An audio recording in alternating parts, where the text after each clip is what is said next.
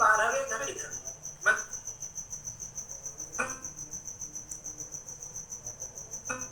घर में होंगे, कोई के मंगल घर पे बैठ के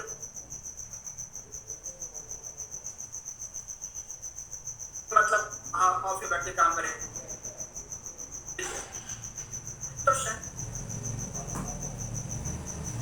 अब शनि के घर सॉरी मंगल के घर में बैठे।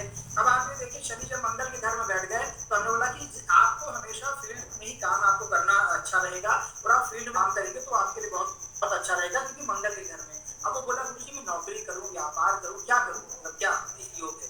अब ये आपके शनि के साथ शनि देवता नौकरी के ग्रह होते हैं, परंतु शनि के साथ वहां दो शुभ ग्रह हैं, दो शुभ ग्रह हैं।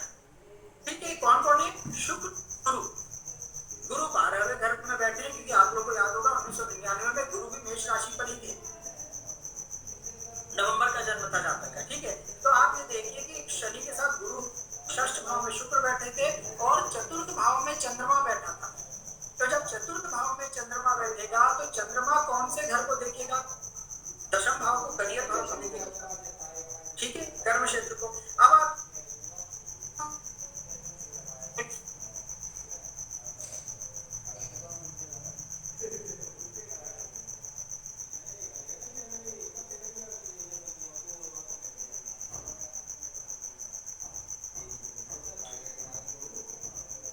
देखिए आपकी कुंडली में व्यापार का ही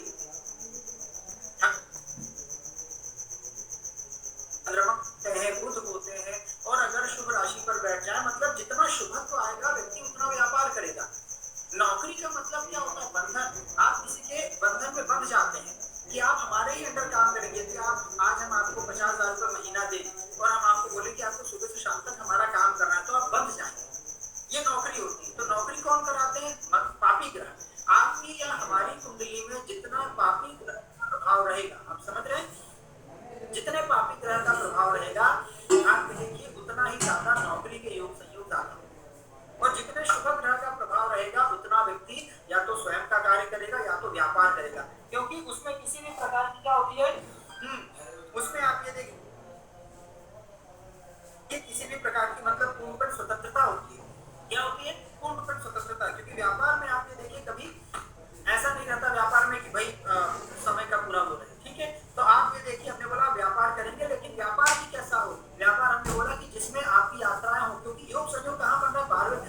तो आप समझ गए कभी भी। और उस जातक ने बोला कि मुझे मेरा पूरा ऐसा ही काम है, ऐसा ही काम है पूर्ण रूप में कि जिसमें मुझे पूरा मतलब इंडिया घूमना पड़ता है।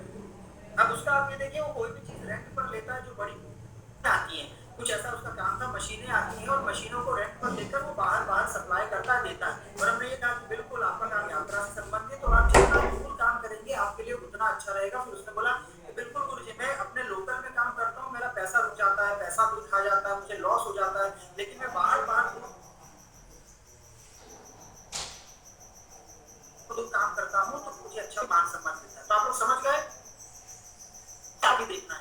जैसे यहाँ हमने आपको दशम भाव का स्वामी बताया कि भाई दशम भाव क्योंकि करियर का होता है, कर्म क्षेत्र का होता है। तो जब दशम भाव का स्वामी जिस घर में बैठेगा, जिस राशि में बैठेगा, जिस ग्रह के साथ बैठेगा, जिस ग्रह के द्वारा दृष्ट होगा, उसी के प्रभाव के अनुसार जातक का काम होगा,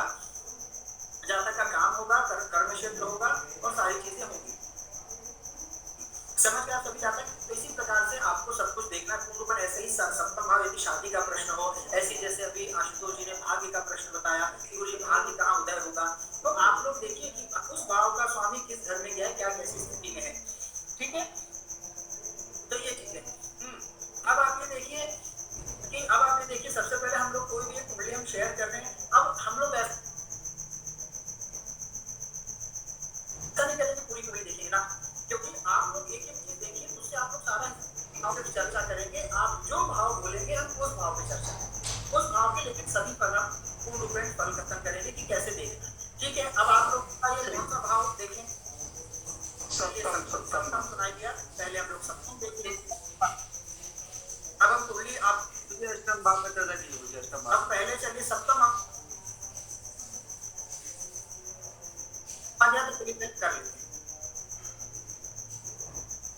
कर लेते हैं। हमें कुंडली चलिए ओपन करें। इसके बाद आज हम लोग ग्रहों के अस्त कालांश निकालेंगे, अर्थात कोई भी ग्रह सूर्य के जब पास रहता है तो वो ग्रह अस्त हो जाता है, तो उसका फल क्या होगा, इस प्रकार से हम लोग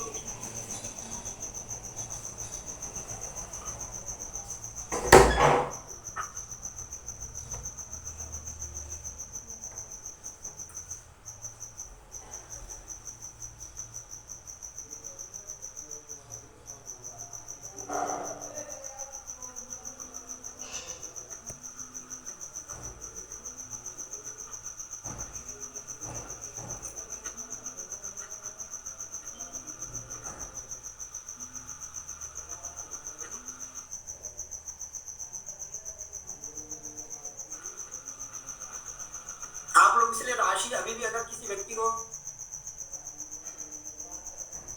नहीं, राहुल वशिष्ठ जी हमने कुंडली देखी थी, हमने वही आपको बताया ना कि आज हमने पत्रिका देखी थी, और आज हमने जो पत्रिका देखी थी तो उस पत्रिका में शनि देवता 12वें घर में थे। तो पत्रिका देखकर बिना कुंडली देखे हमने ये पता नहीं लगाया, हमने कुंडली देखकर ही ये पता लगाया कि कुंडली आपने देखी जो 12वें घर में।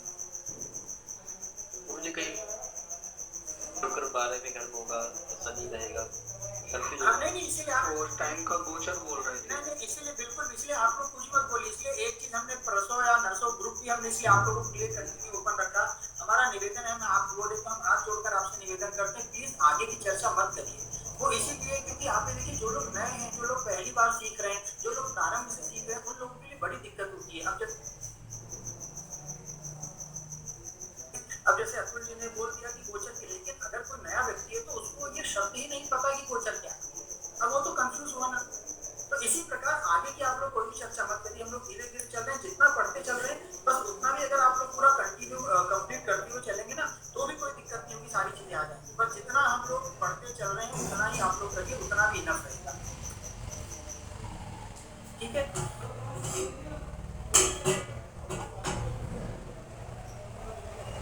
तो दिख रही है जी गुरु जी। हम लोग ऐसा करते हैं कि इस पत्रिका पे हम लोग पूर्ण रूप में सप्तम भाव की बात करते हैं, ठीक है। और दो तीन जैसे ही हम लोग के ग्रह कंप्लीट हो जाएंगे, जैसे अभी आप ये देखिए अभी हम लोग जो भी फल कथन कर रहे हैं, तो फल कथन में अभी हम लोग दशाओं को इन्वॉल्व नहीं कर रहे हैं, ठीक है, दशाओं को इन्वॉल्व नहीं कर रहे हैं। जैसे ही हम लोग के सभी ग्रह भी कंप्लीट हो जाएंगे, अर्थात ग्रह भी पूरे कंप्लीट हो जाएंगे, अर्थात बेसिक चीजें पूरी कंप्लीट हो जाएंगी, उस शुरू करते हैं कि इस दशा में ये कार्य होगा। अभी हम लोग इसके दशा का महत्व नहीं लेंगे, दशा का इन्वॉल्वमेंट नहीं करेंगे, ठीक है। अभी आपके सामने पूर्ण रूप पत्रिका है, अब हम लोग सिर्फ सप्तम भाव पे विचार करेंगे। सभी जाता है सप्तम भाव को अच्छे से देखिए कि सप्तम भाव में क्या कैसे। तो सबसे पहले हम लोग ये देखेंगे सातवां घर ये हुआ, 1 2 3 4 5 6 7, जहां 4 नंबर लिखा है इसी करके, तो हमेशा इसमें रहेगा। इसके पश्चात आप ये देखिए सातवें घर का स्वामी कौन है, 4 नंबर के स्वामी होते हैं चंद्रमा।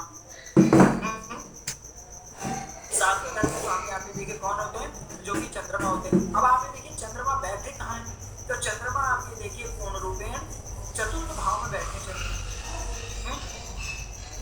चंद्रमा कहाँ बैठे हैं, चंद्रमा चतुर्थ भाव में बैठे हैं। अब आप ये देखिए जो चंद्रमा ये चतुर्थ भाव में बैठे हैं, तो चंद्रमा किसके, सबसे पहले हम ये देखेंगे कि चंद्रमा किसके घर में बैठे हैं, कौन से भाव में बैठे हैं, तो चंद्रमा सुख भाव में बैठे हैं।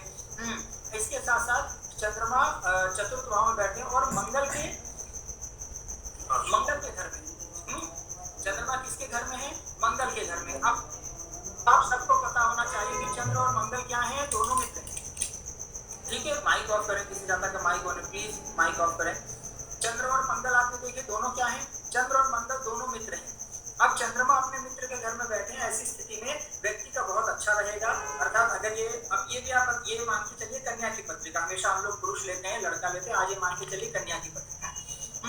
अब आप तो ऐसी स्थिति में जो भी इनको प्राप्त होगा, अर्थात जो भी आप मान के चलिए इनके हस्बैंड मिलेंगे, तो कैसे मिलेंगे, वो आप देखिए थोड़ा सा क्रोध वाले रहेंगे, क्योंकि चंद्रमा कौन सा तत्व है, जल तत्व है। और चंद्रमा का जल तत्व होकर आप देखिए कौन से तत्व में बैठा है, वो पूर्ण रूप अग्नि तत्व में बैठा है। अग्नि तत्व में बैठा है कि नहीं, तो इसका तात्पर्य क्या होगा कि इनके जो पार्टनर रहेंगे थोड़ा सा अत्व प्रधान रहेंगे, अर्थात उनको क्षणिक गुस्सा आएगा, क्योंकि जब चंद्रमा अग्नि तत्व में बैठते हैं तो वो व्यक्ति को क्षणिक गुस्सा दिलाते हैं। ठीक है, अब आप ये देखिए अग्नि तत्व हो गए, लेकिन अपने मित्र के घर में बैठे इसलिए ठीक है। यहाँ चंद्रमा मोक्ष भाव भी है, क्योंकि चतुर्थ भाव आप ये देखिए हमने बताया था मोक्ष त्रिकोण भी होता है। ठीक है, अब चंद्रमा मोक्ष त्रिकोण भी है, तो ऐसी स्थिति में जातक या जातिका कभी भी शादी विवाह इत्यादि करेंगे तो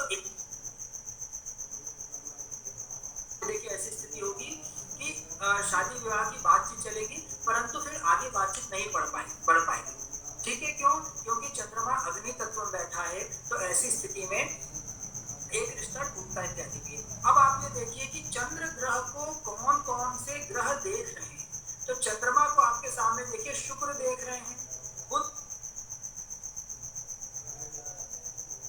देख रहे हैं और केतु भी देख रहे हैं। क्या समझ में आ रहा है कि देख रहे हैं? अब इन तीनों ग्रहों का प्रभाव भी चंद्रमा के ऊपर पड़ेगा। अब आप ये देखिए केतु की भी दृष्टि पड़ गई, उसके साथ साथ चंद्रमा स्वयं आप ये देखिए अग्नि तत्व में बैठे हैं, तो ऐसा नहीं कि कोई बहुत ज्यादा मजबूत रिश्ता, क्योंकि शुक्र बुध की दृष्टि क्या करेगी, शुक्र एवं बुध की दृष्टि आप ये देखिए ये शुभ ग्रह है, तो शुक्र बुध जहां भी देखेंगे उस घर को क्या करेंगे, अर्थात अपना शुभत्व देंगे, अर्थात शुभ फल प्रदान करेंगे।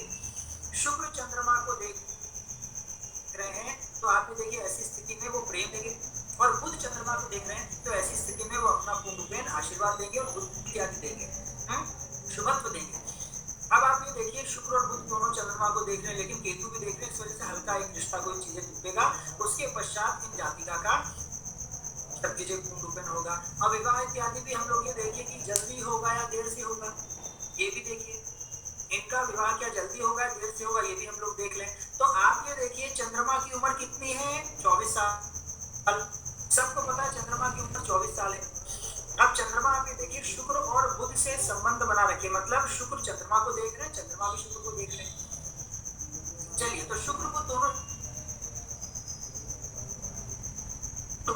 क्या कोई पापी ग्रह, हमें आपको क्या देखिए शनि है, राहु है, इनकी दृष्टि जहां भी पड़ेगी तो ये क्या करेंगे, विलंब कराएंगे, लेट कराएंगे, परेशानी देंगे, अड़चने देंगे, बाधा देंगे। तो चंद्रमा केंद्र में बैठे, केंद्र भाव में बैठे, उसके साथ साथ शुक्र और बुध भी केंद्र से देख रहे हैं, तो ऐसी स्थिति में आप ये देखिए चंद्रमा की उम्र 24 साल है, शुक्र की उम्र आप ये देखिए 26 साल है। तो इस जातिका का विवाह जो होगा वो लगभग आप ये देखिए 26 के बीच पूर्ण रूपेण होगा, क्योंकि शुक्र चंद्रमा दोनों यहाँ प्रबल है। शुक्र क्यों प्रबल है, क्योंकि शुक्र अपने घर में बैठा है। शुक्र आप ये देखिए दशम भाव में किसके घर में बैठा है, अपने घर में बैठा है। तो ऐसी स्थिति में आप ये देखिए जातिका का विवाह बोलेंगे कि ज्यादा लेट नहीं होगा, 24 से 26 साल में जातिका का विवाह हो जाएगा। अब अगर ये पूछे पिता कि गुरुजी आप ये बताइए हमारी बिटिया का विवाह कौन सा होगा, मैरिज होगी या भाग कर शादी करेगी, मतलब कुछ भी हो सकता है। अब हम लोग देखते हैं, तो आप ये दो शुभ ग्रह की दृष्टि है, इसका तात्पर्य यह है कि आप देखिए शुक्र कैसे हैं, शुक्र प्रेम वाले ग्रह, शुक्र प्रेम वाले ग्रह आप सबको पता है, और चंद्रमा जो है वो मन वाले ग्रह। चंद्रमा किसके कारक है, मन के, और शुक्र किसके कारक है, प्रेम के। और आप ये देखिए प्रेम कारक ग्रह जो कि प्रेम को दर्शाता है वो किसको देख रहा है, मन को देख रहा है। इसका जाति मेरा जिससे प्रेम हो या मुझे जिससे लगाव हो या मेरा जिससे प्रेम इत्यादि हो, मुझे उसी के साथ विवाह करना है। तो यहाँ प्रेम विवाह इत्यादि के योग बने। आप यहाँ बोलेंगे देखिए यहाँ पूर्ण रूपेण प्रेम विवाह के ही योग बने कि जातिका जिससे प्रेम करेगी उसी के साथ जातिका विवाह करेगी। अब दशा इत्यादि पे निर्भर करता है वो होगा कि नहीं, क्योंकि दो चीजें होती है, प्रेम इत्यादि के योग होना एवं उसके साथ उसके पश्चात आप देखिए फिर विवाह होना। ठीक है, क्या जरूरी है कि भाई जिसके साथ हम प्रेम करते हैं उसी के साथ हमारा विवाह हो जाए, बल्कि ऐसा तो 80% नहीं होता। तो यहाँ लेकिन योग बने हुए हैं, अब वो होगा नहीं होगा वो दशा निर्धारित करेगी कि दशा कौन सी चल रही है। तो इतना समझ में आ गया कि जातिका का विवाह कौन सी उम्र में होगा। तो आप ये देखिए 24 से 26 साल में विवाह होगा। जातिका क्या करेगी, प्रेम विवाह करेगी, अरेंज मैरिज करेगी। तो जहाँ शुक्र आ जाएगा आप सबको पता है वहाँ प्रेम विवाह की अधिकता हो जाएगी। अब आप ये देखिए यदि गुरु की दृष्टि, बहुत ध्यान से समझिएगा, गुरु क्या, गुरु सामाजिक ग्रह है, गुरु मर्यादित ग्रह है, गुरु मान सम्मान वाले ग्रह हैं। तो अगर गुरु की दृष्टि सप्तम भाव पर पड़े या गुरु की दृष्टि सप्तम भाव के स्वामी पर पड़े तो यहाँ क्या है, ऐसी स्थिति में होता है, या गुरु अगर बहुत ज्यादा प्रबल हो तो ऐसी स्थिति में होता है कि जो विवाह होगा वो सामाजिक विवाह होगा। अब सामाजिक विवाह मतलब अरेंज मैरिज होगा, और जिस विवाह में आप ये देखिए आप ये देखिए ज्यादा हो आपके समाज को हो, ठीक है, वो गुरु देते। अब यहाँ आके देखिए सप्तम भाव को, जो सप्तम भाव का स्वामी है, सप्तम भाव के स्वामी आप ये देखिए चंद्रमा को शुक्र देख रहे हैं, बुध देख रहे हैं, तो बुध बालक ग्रह है और शुक्र प्रेम वाले ग्रह है। तो शुक्र और बुध दोनों ही देखकर क्या करेंगे, ये व्यक्ति को उकसाएंगे, दर्शाएंगे कि भाई मेरा तो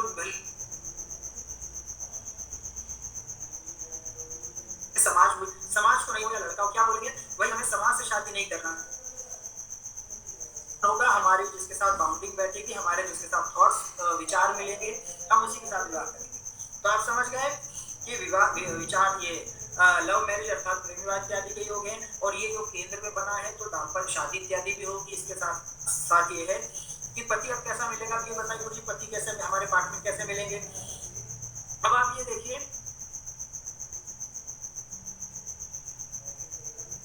है, लेकिन शुभ ग्रह का योग ज्यादा है, तो ऐसी स्थिति में आप क्या बोलेंगे कि देखिए आपके जो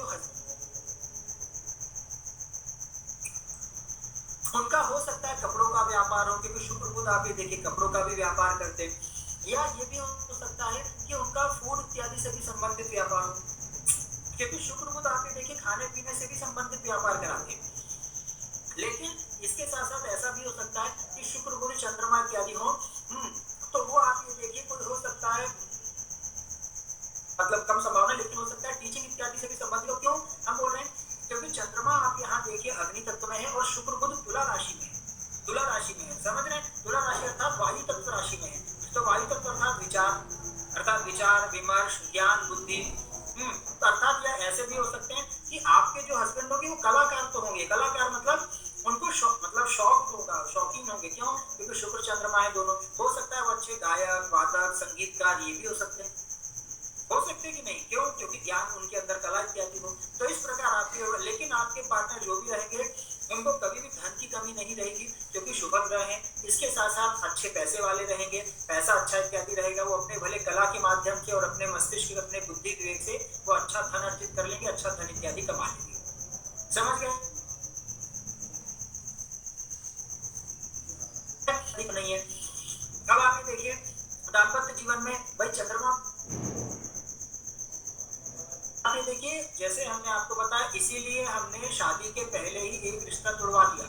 रिश्ता का तात्पर्य वहां सिर्फ रिश्ता नहीं टूटा, वहां सिर्फ ये हुआ होगा कि भाई हाँ कोई हो सकता है लड़की को लड़का पसंद आ गया हो, या शादी पहले ओके हो गया दोनों तरफ, फिर कुछ बातचीत हुई होगी लड़के लड़की में, तो फिर मना हो गया होगा। आप समझ रहे हैं, तो इस प्रकार से रिश्ता टूटना, ऐसा नहीं कि कोई एंगेजमेंट टूट जाना, शादी टूट जाना ना, इसके पहले वाला वो थोड़ा सा हुआ होगा। बाकी शुक्र बुध है तो दाम्पत्य जीवन अच्छा चलेगा। बाकी जिस प्रकार की जीवन दशा चलेगी उस प्रकार से उतार चढ़ाव आते रहेंगे, लेकिन अच्छा चलेगा दाम्पत्य जीवन। इस प्रकार कोई ऐसी स्थिति, कोई नेगेटिव या कोई बुरी स्थिति, ऐसी सब चीजें पूर्ण रूप में नहीं रहेगी।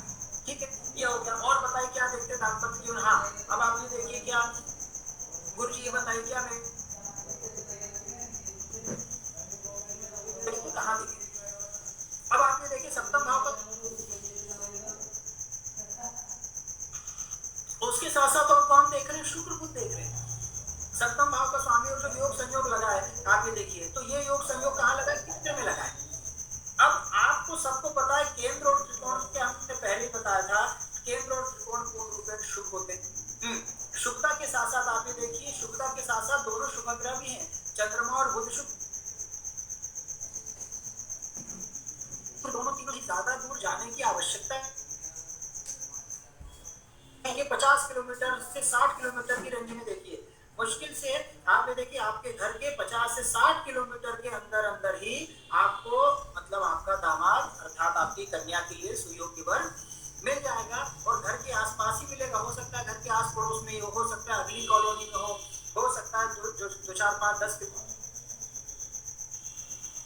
समझने की नहीं है। तो इस प्रकार से आपको बोलना, इसमें आप ये देखिए बहुत सिंपल सी बात, इसमें कौन सा ऐसा वाक्य है, कौन सा ऐसा आप ये देखिए जो आपको नहीं समझ में आ रहा है। भाई जितना शुभता रहेगी, बहुत ध्यान से समझिए, जितना शुभता रहेगी ग्रहों में, जितने ज्यादा शुभ ग्रह रहेंगे, जितना ज्यादा शुभता रहेगी, उतना ही पास आपको वो चीज मिलेगी। कर्म क्षेत्र भी है, अगर आपने देखिए दशम भाव का स्वामी हर प्रकार से शुभ ग्रह लिए हुए बैठे तो क्या होगा, आप जहाँ घर है आप अटक की यात्रा मेहनत करने की आवश्यकता नहीं रहेगी, समझ रहे हैं? इसी प्रकार से आप ये देखिए सप्तम भाव का स्वामी कहाँ बैठा है, केंद्र में बैठा है, अपने घर के अपने चतुर्थ भाव में बैठा है। उसके साथ साथ दो शुभ ग्रहों से दृष्ट भी है।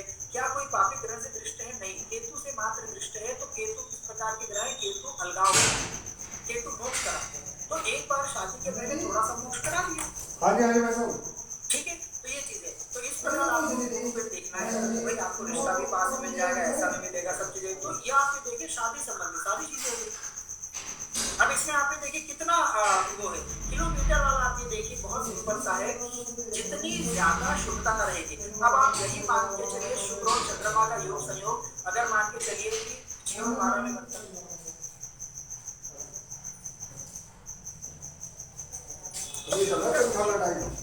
अभी तो आया थोड़ी देर पहले। 6-12 में बनता, तो 6 और 12 क्या शुभ भाव है ना? जितने ज्यादा शुभ भाव मिलेंगे आपने देखिए, जितने ज्यादा शुभ ग्रह मिलेंगे, जितने ज्यादा शुभ ग्रह की दृष्टि इत्यादि मिलेगी, आप देखिए उतनी ज्यादा पास वो चीजें होंगी। ये कॉलर है, दिशा इत्यादि का भी कोई वो नहीं है, दिशा इत्यादि, क्योंकि दिशा इत्यादि से व्यक्तियों से कंफ्यूज होता है और दिशा वाला कभी भी कॉन्सेप्ट नहीं मिल पाएगा, बहुत कम। तनख्वाह जानी है सबकी, उसका परसों ला चीजें होती थी कि व्यक्ति जहाँ कौन सा वाला है? ये वाला। अच्छा पता वो हो गई है कि जन्म कहीं अच्छा, और आप किसी में उसके बाद 5 साल 10 साल कौन कहीं सा और होता रहता है? है, फिर क्योंकि ये तो बड़ी धागा होता है, इसमें कोई अलग से थोड़ा मोटा सा धागा आता है। से देखा जाए, अगर सिर्फ आप जन्म मोटा स्थान से धागा देखेंगे मेरा कि गुरुजी 7-8 रुपए ही लगते जहाँ जन्म हैं। स्थान हो, एकदम उसी पोस्ट स्थान से का जो दिशा आता है निर्धारित की जाए। लेकिन जहाँ तक हाँ, मान लगा लीजिए तो सिर्फ आप लगा जन्म नहीं लिए, है। उसके मोटी बाद से सी वो लगा जीवन दी बाहर है। दूसरे शहर ही रहा है। वो धागा ही तो इससे मोटा होता है। हाँ, थोड़ा मोटा होने से ठीक है, इसलिए दिशा वाला कॉन्सेप्ट कभी नहीं, इसलिए इतनी आपने देखी और वो 4-5 तो चीजें और भी ना। कई चीजें, लेकिन 3-4-5 चीजें आप ये देखिए जैसे कि नहीं वो देश के आगे चलेंगे कि फिर सब कंफ्यूज हो जाएगा। अभी आप ये थोड़ा सब बहुत है, चलेंगे, कौन में धक्के 4-5 चीजें हुई है, शादी कब किस समय इत्यादि सब चीजें पूरा होगी, उम्र इत्यादि होगी, पति कैसा रहेगा, नेचर कैसा रहेगा, दाम्पत्य जीवन कैसा रहेगा, लव होगी, अरेंज होगी, राइट? इतनी 4-5 चीजों में इतना इनफ है, इतनी सिंपल चीजें थोड़ा मोटा है। सब चीज एकदम clear है। अब इसमें आपको कोई पता है क्या वाला मिल रहा है, कौन से ना मोटे वाला थोड़ा लगाओ, वो ले 3 पलाई क्योंकि मारो। आपको ये मान लीजिए कि अगर यहाँ तीन पलाई वाला ले। चंद्र है, रील सूर्य मिला कौन में था शुक्र उसके और बुध ना देखेगा, केवल केतु देखते तुझे, फिर क्या लव मैरिज कराते? तो ये आप बताइए हरीश मिश्रा जी क्यों इसको करा? मिल जाएगा आदित्य, इसके आराध्य वाले का। भाई आपने लॉजिक नहीं समझा, आपने लॉजिक हमने इसलिए बताया भाई चंद्रमा को शुक्र ने देखा तभी तो हम दिन रात की ओर गए। अगर शुक्र देखेंगे ही नहीं पता नहीं मुझे समझ नहीं था, वहाँ तो क्या नाम वहाँ तो मिल कैसे जाओ। आएगा? सरदार ये आप बताइए क्या कराते हैं हरीश मिश्रा जी? अगर मान के चलिए शुक्र को नहीं चंद्रमा को देखते तो क्या चंद्रमा प्रेम विवाह कराते? बताइए हरीश जी। नहीं, मुझे नहीं कराते। तो बस ये आपके पास होया क्योंकि उत्तर है ये आप बड़ी धागे से ये थोड़ा सा मोटे वाले में चलाया है, ये लंबी धागा है, अच्छा लगता है। गुरुजी क्लियर करके गया था। हम हर एक चीज के साथ बता रहे हैं कि चंद्रमा प्रेम हो गया, शुक्र चंद्रमा मन हो गया, शुक्र प्रेम हो गया। जब दोनों में मिलन हुआ सही है कि नहीं? जब मन आपने देखे, मन में जब किसी कन्या को देखते हैं, ऋषि आप जब किसी कन्या को देखे होंगे तब आपके मन में प्रेम इत्यादि आया होगा, तब ना आप आगे फिर मोटा है तो मुझे लग रहा है आप सही कर 3 प्लाई करोगे। 3 पलाई कर रहा हूँ। मन में ही आपके देखने इत्यादि नहीं है या तो इस वजह से मैं लेके गया, मैंने कहा पहले मैं रील लूँ इसकी। इत्यादि करे तो तुम आप भाई कैसे मैं शादी की कटिंग बात कटिंग करके करते हैं? भिजवाऊंगा, मैं पता तो नहीं। ठीक है वैसे तो क्लियर हुआ। और इसी को ये वाला क्या तो फिलहाल वही था। जो बताया आपने और इसकी पट्टी में कैसे करना, पट्टी तो मैं तो डाल इसमें अपन ये भी देख सकते हैं कि अंदर जाति होगा कि दूसरे सब देख सकते हैं। और अंदर आप जाति ये होगा, हाँ, अंदर साफ है, जाति होगा साफ है। इत्यादि। हमने पहले भी आपको बताया था कि अगर किसी भी और फिर प्रकार से ये आप वाला ये तो देखिए, बताओगे? अगर राहु का प्रभाव आ जाता है, अगर राहु भी आप ये देखिए सप्तम भाव को देख ले या राहु अगर मतलब ये सैंपल के तौर पर देख ले तो हम यहाँ क्या बोलेंगे कि पूर्ण रूप में आप ये देखिए कि इंटरकास्ट हमने आपको बताया कल था को कि बिल्कुल एक हमारे सामने आ दियो, इनको जहाँ मैं लगे चले जाऊंगा सुबह को। देवता वाली पार्टी में था कि नहीं? आप बताइए एक कौन सी पार्टी में था कि पता देवता है भी देखा मैं हाँ, तो ये क्या नहीं कैसे नहीं कैसे करेंगे। तो हमने आप सबको बताया था कि राहु और शनि ही अलग कराते हैं। यदि राहु और शनि का प्रभाव यदि ज्यादा रहेगा तो और फिर गुरु ऐसा का कर लो प्रभाव जो यदि धक्का कम जाए रहेगा तो तब उतनी ही आप ही ले असामान्य लीजिए शादी फिर होती जाती है। उतना ही आप अपनी देखिए तरीके से अंतर धर्म की शादी हो सकती है। यदि राहु का प्रभाव बहुत ज्यादा हो तो हो सकता फिर है मैं ऐसा फिर ना लड़का इससे हिंदू मैंने अगले दिन के हिंदू दिसंबर धर्म से में मैं आप हमारा देखिए काम ब्राह्मण करूंगा परिवार का अपने हो, काम करूंगा ब्राह्मण परिवार में फिर मैं अपना ऐसे चल गया तो मैं लोग थोड़ी जिसका दिक्कत हो घर में गई भी वो अभी तो मैं चली रहा हूँ पटाई देने 2-4 दिन में मैं तो ब्राह्मण हो लेकिन वो मुस्लिम के साथ शादी अभी मैं घर में 50 में बात होगी हमारी तो कब होगा जब चलो पूर्ण सही है राहु का प्रभाव मगर मैं घर तो मैं एक दो रुपये कोई बात भी हो ऐसे होगा एक दो रुपये तो हो जाए 2 रुपये वो हो जाए ऐसी सारी चीजें समझ में तुम्हारे आ सेटलमेंट गई करने का सही हो जाता है ना मैंने तुमसे बताया कि 50 में मान लिया होगा 10 रुपये थोड़े ना आया अब कुछ लगेगा थोड़ी सा बस तो कारीगर की कारीगरी रोज ना होगी 10 रुपये बिल्कुल सेम बच रहे हो जी गुरु जी, अभी मैंने देखा है कि ब्राह्मण का लड़का है और गुप्ता की लड़की है। मैंने अभी चेक किया है तो उदय जो सप्तम का स्वामी है वो द्वादश में है, जो कि राहु अष्टम में।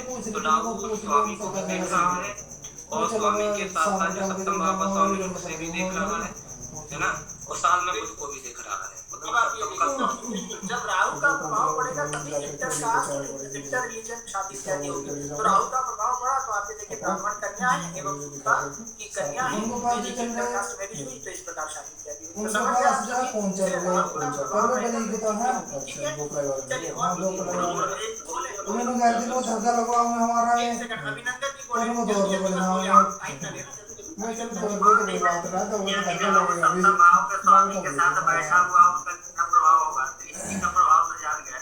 यदि बैठा है राहु टी शर्ट में कितना लग जाता है ऐसे लगा 2 रुपये आसपास ऐसी स्थिति में हाँ व्यक्ति मोटा का वाला मतलब पति धक्का ध्यान कराएगा। तो कभी दो बार बैठने का प्रभाव भी हम आपको भविष्य में बताएंगे, हम लोग चमत्कार चिंता नहीं पढ़ेंगे।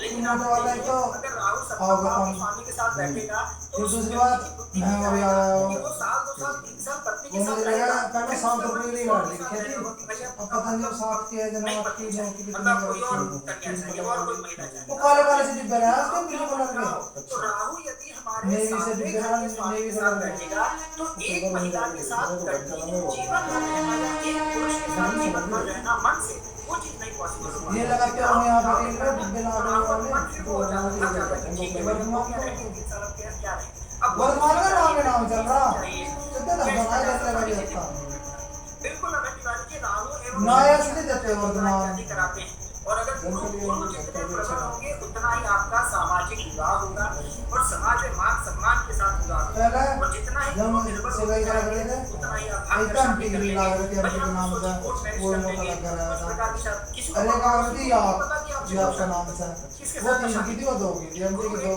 गुरु थी आप देखिए क्या करते दोनों हैं, लड़के इतने मांगलिक पक्के कार्य बहुत टॉप पे लग रहा है मांगलिक ग्रह है। एमटी का थोड़ा बरीक रहा है तो थोड़ा हल्का सा मोटा पूरे लग रहा घर है परिवार को बुलाया जाता है, हाँ हर्षो उल्लास फिर के साथ सारे चल गए मांगलिक इस कार्यक्रम पर होता है, 100, बेलचे 200, 500 पता नहीं क्या क्या करते हैं। स्टार पूरी तो आनंददायक वो रहता है, हाँ समझ रहे हैं? एक वो है उसका रामा का वो तो मेरे को सवाल है उसकी तो बात करी है इसमें गुरु नानक यहाँ पर शादी विशेष ले रहे हैं आप वो तो जो जोड़ाएंगे मेरी मिल जाओगी यहाँ आप ये देखिए प्रेम मेन विशेष रूप से विवाह के लिए अगर विवाह में राहु इत्यादि का प्रभाव हो, अगर विवाह में शुक्र का प्रभाव हो तो सिर्फ यहाँ विवाह की बातचीत के लिए प्रेम की कोई बातचीत नहीं होती है। ऐसा बताओ मजबूत धक्का नहीं लगा ऐसा मारने वाले बोले रमेश भाई पर इसको पता नहीं लगा अभी पढ़ाया है गुरु जी मैंने इसका कारण है कि सप्तम ये ज्यादा लगा सप्तम इसका जो कि द्वादश में गया भाई है सब राहु देख रहा है, हम वहाँ जब पे लग्न में एक भी को शनि पैसे देखा, लग रहे शनि थे बैठा हुआ है बड़े सप्तम गाँव को में देख रहा तो है, जो 50 तो ये पैसे दोनों में बचे पुण्य मिल रहे हैं। तो इसीलिए हम बोल रहे हैं कि शनि और गाँव में 10 पैसे बच रहे हो और 20 हमारे 10 20 बन गए अच्छा 1 रुपया बच गया हमारा जो समाज से हट तो कर ऐसे सब चीज का डेवलपमेंट जैसे निकल रहा है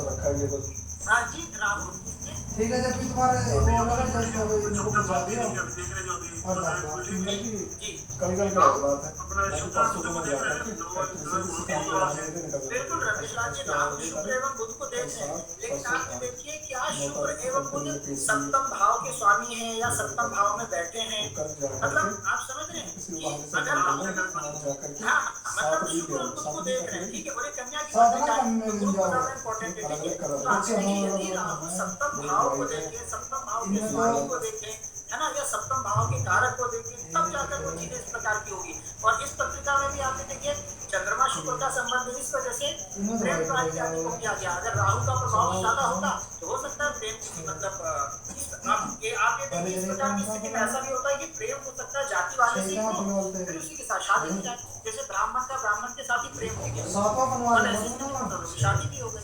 तो ये भी प्रेम विवाह हुआ, सातवां बनवा लेकिन लेना स्वजाति अर्थात अंतर जाति नहीं। ठीक है, इस प्रश्न बोला मुझे इसमें क्या नहीं समझ में आया? गुरुजी एक पत्रिका आई थी गुरुजी, सिंह लग्न की पत्रिका है। ठीक, आप इसे प्रश्न बोलेंगे आज गुरुजी इसमें सिंह लग्न की पत्रिका है और चार कलर तो प्लान ग्यारहवें भाव में है। गुरुजी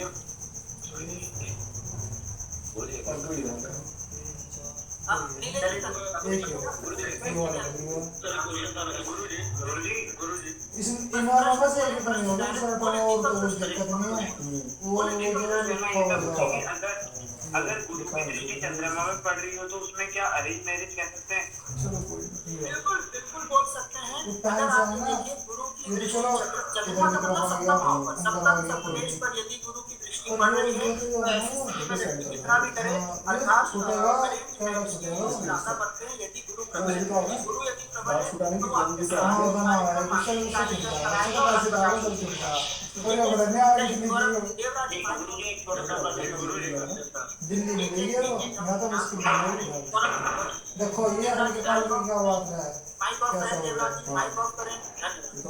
मुझे दुला भी नहीं है सर ये कंसेप्ट समझ में परेश रख के और वो रख के वो जो तुम बता रहे कौन से लगा उसे तो खड़ा रखा सही सा लगता अभी पढ़ा है ऐसे अभी वाला हमारा से जितना ये पढ़ा होगा तो हमारा आपके साथ बाकी सब भी है तो आप समझ ये इसलिए वो बता दे वो इसमें आगे बफल आगे ये सब बहुत बातें गुरुजी ये छूट रहा है ये पेपर भी है ना हां ये बात गुरुजी ऐसे सप्तमेश अगर शनि और राहु की दृष्टि पड़े उस पर तो मैंने तो करा ये बीच का आया सही है पड़ती है तो ऐसे में क्या होगा माइक ऑफ करेगा जी, माइक ऑफ नहीं गुरुजी सप्तमेश ही शनि है माइक सबसे ऑफ बड़ी चीज क्या है ना हाँ ऊपर भेजी की पत्ती है में शनि है वो कपड़ा फट जाएगा इस जगह पर बॉडी छूटने की नहीं जगह वो है कहाँ पेट्रोल में छूट गया केंद्र में बैठ रहे हैं, त्रिकोण में बैठ रहे हैं, ठीक है, आप और वो उसको काम करना वो तो बड़ी कपड़ा रहा है जी जी हमें जी बस आप समझ जाइएगा बाकी लोग समझ जाए वो कहीं भी बैठे आप कोई दो तीन क्वालिटी इतना समझना है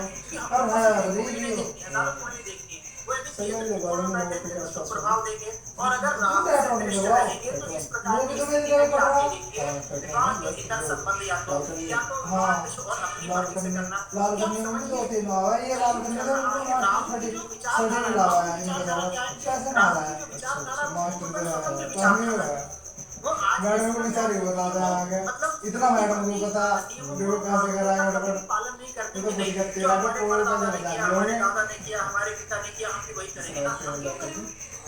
हम नहीं करेंगे ये रात को वो तुम्हारा क्वालिटी बता दे राहु को अगर कोई कन्या पसंद आ रही है राहु वो तो हाथ में ऐसे बोल देगा आपको अगर उचित लगे वो भी जो पेट्रोल है सबसे महंगी है हल्की है आप जो भी अगर आपको अच्छा देखने में तो ऐसे लगेगी हल्की है तो सब और के सामने एक सौ आया वो बहुत मोटी आया रोगी से बहुत मोटी है हमारा मास्टर उसी लगा हुआ था सुनना रोगी का तो किसी में लगा है जो लगा था हाँ तो बड़ा हो जाएगा हो सकता है राहु के साथ गुरु जो भी नुकाया था नुकाया क्या नाम कर रहा थोड़ा कड़क से रह रहा है तो उसके मतलब लगवा देता रोगी अन्य तो ये लगा उसमें आप ये भी देख लीजिए कौन कहाँ से जो है 60 रुपए में अगर आ मान रहा के चलिए कोई है विदेश या कोई विदेश में रह रहा है तो उसके लिए आप देखिए बहुत नॉर्मल है ना इंटरकास्ट मैरिज उन्होंने कब तक शादी बोला बस हो जाए हाँ तो देश काल परिस्थिति की सब चीजें संदीप मिश्रा जी का प्रश्न गुरु प्रबल है कि नहीं हमने कई बार बताया कि यदि कोई भी ग्रह केंद्र त्रिकोण में बैठेगा कोई भी ग्रह शुभ ग्रहों से दृष्ट होगा कोई भी ग्रह यदि अपने घर में बैठेगा तो वह प्रबल होगा सीधी बात ठीक है कोई भी ग्रह कैसे प्रबल कहने हैं यही ना हुआ है कि कोई भी केंद्र त्रिकोण में इसका भी पूरा कोई भी ग्रह यदि अपने घर में बैठेगा अच्छी स्थिति में तो अभी कोई भी जाइएगा अभी हम लोग अस्त इत्यादि करके चलेंगे ठीक है अभी हम लोग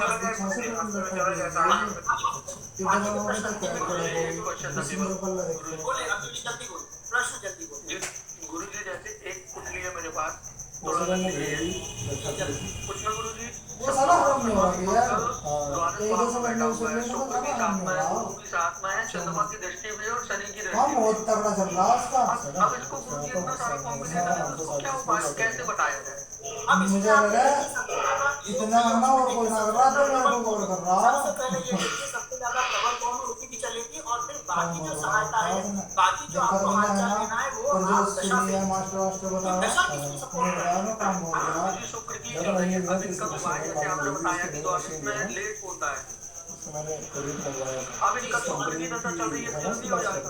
अतुल जी वही चीज हमने बोला कि आपने देखिए जल्दी क्यों होगा क्योंकि जो सारे योग संयोग बने वो 6-12 में बैठे भाई सारे योग संयोग तब आपने बोले 6-12 में बैठे तो 6 और 12 भाव कैसे वो विलंब वाले भाव हैं, परेशानी वाले परेशानियां भी आएंगी, रुकावटें भी आएंगी, अड़चने तो भी प्रेशर आएंगी, से वाली होगी ये सब चीजें भी होगा। तो घर में पंचायत भी होगी, नौटंकी भी होगी, सब कुछ होगा, सब चीजें। उसके बाद कहीं न कहीं अंदर सब चीजें होगा। तो इसलिए पहले अगर जैसे आप लोगों को भी ऐसे देखना जैसे अभी हमने बताया कि नहीं शुक्र बुध बैठे हुए, अब शुक्र बुध में आप सबको पता है वहाँ कौन भगवान होगा? शुक्र भगवान होगा।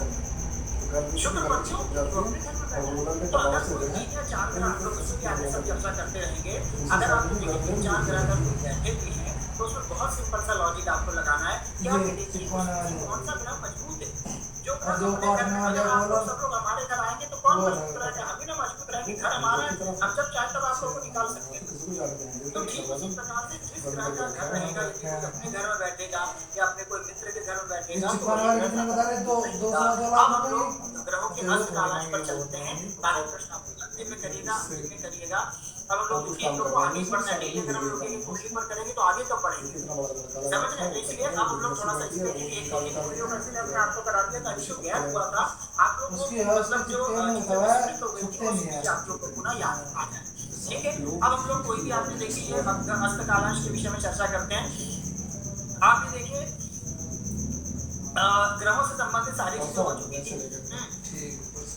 ग्रहों से संबंधित हम स्क्रीन पे शेयर करें, सारी चीजें हो चुकी थी। अभी आप लोग रुकिएगा, कोई भी जाएगा नहीं। इम्पोर्टेंट है ये पूरे ग्रह का, इसलिए ये चीज आप अच्छे से समझ लीजिएगा।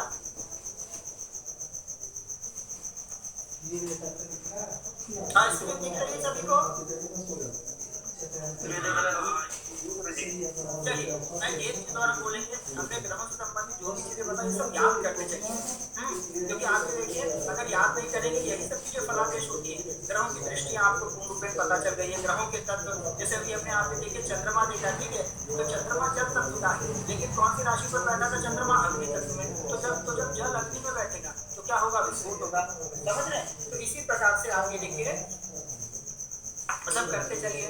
ग्रहों के तत्व हो गए, ठीक है, तो ग्रहों के स्वभाव इत्यादि हो गए। अब ग्रहों के तत्व हो गए, ग्रहों के स्वभाव हो गए, तो आप ये देखिए ये काल पुरुष संबंध हो गया, ये भी हमने आपको बता दिया। सूर्य आत्मा का, चंद्रमा देखिए अभी हमने बोला ना चंद्रमा मन का कारक हो गया और शुक्र हमारे प्रेम का कारक हो गया। तो ये सब चीजें पूर्ण रूप में याद करते चलिए। ग्रहों के इंग्लिश में नाम, ग्रहों के लिंग इत्यादि, सत्वगुण, रजोगुण, तमोगुण, ये सब याद करिए। जैसे आप लोग पूछ रहे हैं कि गुरु जी अब आप ये मान के चलिए, अब जैसे अगर हम ये पूछें कि गुरु जी आपने जो ये कुंडली दिखाई अभी सबको याद होगा, ठीक है, तो ये आप बताइए कि इनको जो पति मिलेगा वो कौन सा गुण? सत्वगुण मिलेगा, रजोगुण, तमोगुण? तो आप लोग बताइए कौन सा गुण मिलेगा? इनको रजोगुणी वाला पति मिलेगा। क्यों? क्योंकि आप ये देखिए चंद्रमा के ऊपर चंद्रमा थे, लेकिन उनके ऊपर शुक्र और बुध का प्रभाव था, और शुक्र और बुध दोनों कैसे हैं? रजोगुणी। तो इनको रजोगुणी पति मिलेगा, मिलेगा कि नहीं मिलेगा? ठीक है, इसी प्रकार तो आप ये देखिए ऐसे हम लोग सारी प्रकृति सारे सब कुछ देख सकते हैं, ठीक है। ग्रहों के आप ये देखिए हमने रत्न इत्यादि बता दिए थे, हमने भाग्योदय। अब आप ये देखिए भाग्योदय का मतलब हमने यहीं से उम्र ली थी। अगर कोई पूछे कि मेरी विद्या या बेटे का विवाह कब होगा, तो हमने क्या बोला कि 24 से 26 के बीच। क्यों? क्योंकि सप्तम भाव का स्वामी जो चंद्रमा है और उस पर आके देखिए शुक्र की दृष्टि प्रबल पड़ रही थी। तो शुक्र की उम्र कितनी है? 26। चंद्रमा की उम्र कितनी है? 24। अब अगर यहाँ शनि की दृष्टि पड़ जाती तो हम लोग जो 24 से 26 बोले हम क्या बोलते हैं? हम 28 से 30 बोलते हैं। राहु की दृष्टि पड़ जाती हम 30 से 32 बोलते हैं। बस समझ रहे, जितने पापी ग्रह का प्रभाव पड़ेगा तो आप ये देखिए विवाह में उतना विलंब होगा, उतनी देरी से सुख मिलेगा, और जितने शुभ ग्रह रहेंगे उतनी जल्दी सुख मिल जाएगा। तो ऐसे ही, ठीक है, ये चीज आपको याद हो। ग्रहों की धातु इत्यादि भी हमने बता दी थी, ग्रहों की ग्रहों के वस्त्र इत्यादि भी, ग्रहों का कलर इत्यादि। अगर कोई पत्नी पूछे गुरु जी आप तो ये बताइए कि मेरा पति कैसा होगा, देखने और सुनने में कैसा होगा, स्मार्ट होगा, समझदार, बुद्धिमान होगा कि नहीं, तो आप ये देखिए, आपने जो कुंडली देखी, ये यही कुंडली दिख रही है सभी को?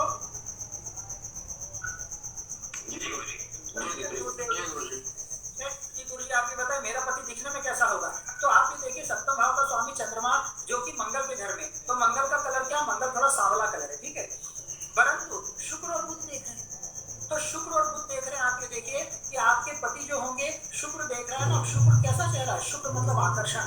आपके पति जो होंगे, पार्टनर जो होंगे, तो आप ये देखिए उनमें एक अलग ही आकर्षण होगा, मतलब वो जिसको प्रेम से देख लेंगे वो उसको मोहित कर लेंगे, ऐसे आपको पति मिलेंगे। क्यों? क्योंकि शुक्र और बुध आप ये देखिए दोनों देख रहे हैं। और आप ये देखिए क्या, अगर पूछे पत्नी क्या बुद्धिमान समझदार होगी कि नहीं, तो आप ये देखिए कि भाई चंद्रमा जो है वो अग्नि तत्व मेष राशि में बैठे, तो दिमाग वाले तो होंगे, क्योंकि जो अग्नि तत्व राशि है, आपको सबको पता है कि अग्नि तत्व और वायु तत्व ये दोनों थोड़ा सा मतलब सबसे ज्यादा अगर देखा जाए तो जो वायु तत्व राशियां हैं, जो 3, 7, 11 राशियां, 3, 7, 11 कौन सी, वायु तत्व, ये राशियां बुद्धिमान राशियां हैं, क्योंकि तीनों ही राशियों में पुरुष स्त्री मतलब पुरुष है, मतलब कोई जीव जंतु नहीं है। बाकी राशियों में आप देखिए जीव जंतु इत्यादि हैं, और उसके अतिरिक्त भी आप देखिए जो अग्नि तत्व राशियां होती है 1, 5, 9, वो भी तेज दिमाग वाली होती है। अग्नि तत्व वाली राशियां कौन सी होती है, तेज दिमाग वाली। तो आप देखिए चंद्रमा तेज दिमाग वाली राशि में बैठा है, तो दिमाग तो बहुत तेज होगा आपके अंदर। और शुक्र और बुध आप देखिए वायु तत्व में बैठकर देख रहे हैं, ये दोनों शुक्र क्या मंत्री ग्रह है, तो आप देखिए शुक्र बुध देखकर आपके पति को समझदार भी, बुद्धिमान भी बनाएंगे, लेकिन थोड़ा सा शौकीन होंगे, क्योंकि शुक्र चंद्रमा क्या हो जाता है, ये थोड़ा सा व्यक्ति रसिक प्रवृत्ति का हो जाता है, साहित्य वाला हो जाता है, समझ रहे हैं ये चीजें। जैसे पहले में आपने देखा होगा नृत्य इत्यादि देखना, डांस इत्यादि देखना, शौक इत्यादि है ना, ये व्यक्ति अगर मदिरा पान भी करेगा तो शौक के लिए करेगा, आदत नहीं होगी, ठीक है। तो ये इस प्रकार से ये सब चीजें आपको देखना है, ठीक है। वस्त्र इत्यादि भी हो गया, कलर इत्यादि भी हो गया, ठीक है। अब आप ये देखिए पारिवारिक भूमिका भी हमने बताई थी कि शुक्र पत्नी का कारक होता है, पति इत्यादि का, ठीक है। अब आप ये देखिए पापी ग्रह, इतना तो आप सबको पता है कौन पापी ग्रह है कौन शुभ ग्रह है। अब आपको ये देखिए बुध भी, बुध कैसा पापी ग्रह के साथ बैठे तो बुध पापी ग्रह है, शुभ ग्रह के साथ बैठे तो शुभ ग्रह। अब आप ये देखिए कि बुध यहाँ शुभ ग्रह के साथ बैठा है शुक्र के साथ, तो बुध भी क्या हो जाएगा, शुभ ग्रह हो जाएगा। अब आप ये देखिए हम लोग आगे चलते हैं, ग्रहों की भ्रमण गति, अच्छा ये पहले, ठीक है, क्रम से चलते हैं, उसके बाद अस्त कालांश है, चलिए आज समय भी, तो ग्रहों की भ्रमण गति। अब आप ये देखिए ये ग्रहों की भ्रमण गति, माइक ऑफ करें, ठीक है। अब ग्रहों की भ्रमण गति पे चलें कि आप ये देखिए जैसे हम लोग पूर्ण रूपेण हर जगह चलते हैं, गाड़ी ट्रेन इत्यादि से, वैसे ही ग्रह भी पूर्ण रूपेण अपने सौर मंडल में विचरण कर रहे हैं, ग्रह मतलब पूर्ण रूपेण चल रहे हैं, ठीक है। जैसे आपने सुना होगा कि अब ग्रह इस राशि पर आएंगे, जैसे शनि देवता कुंभ राशि पर चल रहे हैं, अगले साल मीन राशि पर जाएंगे, ठीक है। गुरु अभी वृषभ राशि पे है, अगले साल मिथुन राशि पर जाएंगे। ये हो गया है क्या? हो गया था, हो गया था, तब ठीक है, तब ठीक है, ठीक है, फिर आगे चलते, कोई दिक्कत नहीं। अच्छा आप फिर बता दीजिए एक बार। अब यही कि ये ग्रहों की भ्रमण गति, ये ग्रह हैं, ये लगभग आप ये देखिए ये इतने समय रहते हैं। इसमें भी हमने ये भी बताया कि ग्रहों की 2 प्रकार की गति होती है, एक वक्री एक मार्गी, ठीक है। तो जो ग्रह की फिक्स गति है तो वो तो उतना ही रहता है, जैसे राहु केतु की फिक्स ये वक्री रहते हैं हमेशा, तो ये 18 महीने ही रहेंगे, ठीक है। एक आध दिन आगे पीछे हो सकता है, लेकिन ये 18 महीने रहेंगे, ठीक है। जैसे सूर्य चंद्रमा की मार्गी गति है, ये भी फिक्स रहेंगे, सूर्य 1 महीने मतलब 1 महीने, हर 1 महीने में सूर्य बदल देंगे, ना आगे ना पीछे। चंद्रमा आगे देखिए 2.5 दिन, तो 2.5 दिन मतलब 2.5 दिन। इसमें ऐसा नहीं कि कभी 5 दिन रह लिए, कभी 6 दिन, कभी 1 दिन ना। बाकी जो बचे हैं मंगल बुध गुरु शुक्र शनि, ये अगर वक्री होते हैं तो थोड़ा सा आगे पीछे भी हो जाते हैं, लेकिन लगभग इनकी गति इतनी है, मंगल की 45 दिन, बुध की 28 दिन, गुरु 13 महीने, शुक्र 1 महीने और शनि 2.5 साल, ये इनकी फिक्स गति है, ठीक है। अब आप ये देखिए ग्रहों के इंद्रिय ज्ञान, ये भी हमने आपको बता ही दिए होंगे जब ये सब चीजें बता दिया था। अब हम लोग आते हैं ग्रहों के अस्त कालांश पर। आपने सभी ने सुना होगा कि भाई ग्रह अस्त है, गुरुजी इंद्रिय काल नहीं हो गए थे ना, आप लोग बताइए।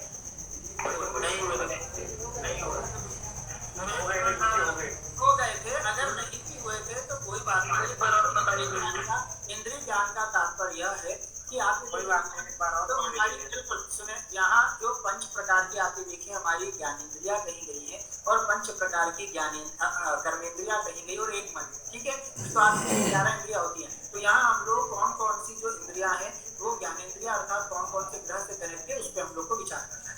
अब आप ये देखिए जो आंख है, ठीक है, वैसे आंखों का कारक सूर्य इत्यादि, सूर्य चंद्रमा सभी है, लेकिन यहाँ ज्ञानेंद्रियों की बात हो रही है और इस तत्व की बात हो रही है, तो ये तत्व इससे संबंधित है, ठीक है। जैसे मंगल इत्यादि आंख हो गया, अग्नि तत्व हो गया, मंगल में सूर्य भी आ जाएगा, ठीक है। तो आप ये देखिए शुक्र चंद्रमा भी आ जाएगा, जल तत्व है, इससे संबंधित है। हमारी जो नाक है वो पृथ्वी तत्व है, वो बुद्ध से संबंधित, जिसके हम लोग घ्राणेंद्रिय बोलते हैं। जो घ्राणेंद्रिय आप ये देखिए वो नाक से ही होती है, ठीक है। एक स्किन जो त्वचा होती है, त्वचा आप ये देखिए वो शनि से संबंधित है। जो कान है, जो श्रोत्रेंद्रिय होती है, ठीक है, जहाँ से हम श्रवण करते हैं वो गुरु से संबंधित है, वो आकाश तत्व है। जो त्वचा है वो शनि से संबंधित वायु तत्व है। जो घ्राणेंद्रिय है जिससे हम लोग श्वास लेते हैं वो बुद्ध से संबंधित पृथ्वी तत्व है। जो रसनेंद्रिय अर्थात जिससे हम रस लेते हैं, जिससे हम रसास्वादन करते हैं, तो आप ये देखिए शुक्र और चंद्रमा रसनेंद्रिय, जीव इत्यादि जो जल तत्व है। और देखने वाली आंख हमें जानना है कि भाई कभी अगर कोई पूछे गुरुजी हमारे ये है कि मतलब जीव में हमेशा मतलब जैसे हमारे बुक में हमेशा छाले होते हैं। अब अगर कोई ये पूछे, अब अगर जैसे बुद्ध किसी का अत्यंत पीड़ित हो तो आप ये देखिए उसको श्वास लेने में दिक्कत होगी, समझ रहे हैं। अब जिसके हम मान के चले पूर्ण शनि इत्यादि प्रभावित हो, उसकी स्किन बहुत ज्यादा ड्राई स्किन होगी, क्योंकि शनि कैसे बहुत रुके ग्रह। आप देखते हैं जैसे कई लोग के आप देखते होंगे कि ठंड में कई लोग के चेहरे फट जाते हैं, होंठ फट जाते हैं, पैर फट जाते हैं, ऐसे आपने देखा होगा, सुना होगा। तो आप ये देखिए कि जिनके शनि देवता पूर्ण रूप में जो त्वचा कारक ग्रह है, अगर शनि देवता पूर्ण रूप में क्योंकि रूखे ग्रह हैं, अगर वैसे हो जाते हैं तो व्यक्ति का आप ये देखिए ठंड तो ठीक है, ठंड के अतिरिक्त भी बहुत ड्राई स्किन रहती है, मतलब हमेशा रूखी स्किन रहती है, समझ रहे हैं। तो वो लोग हमेशा लोशन लगा के रखते हैं, कभी ये लगाएंगे कभी वो लगाएंगे। तो वैसे ही हमें ये सब चीजें सब देखना है, कभी कोई भी पूछे तो हमको सब कुछ याद हो। अब ग्रहों के अस्त कालांश पे चलते हैं। देखिए अस्त का तात्पर्य क्या हो जाता है, इतना आप सभी को पता है कि अस्त का तात्पर्य अर्थात उस ग्रह में पूर्ण रूप में प्रभाव नहीं करता।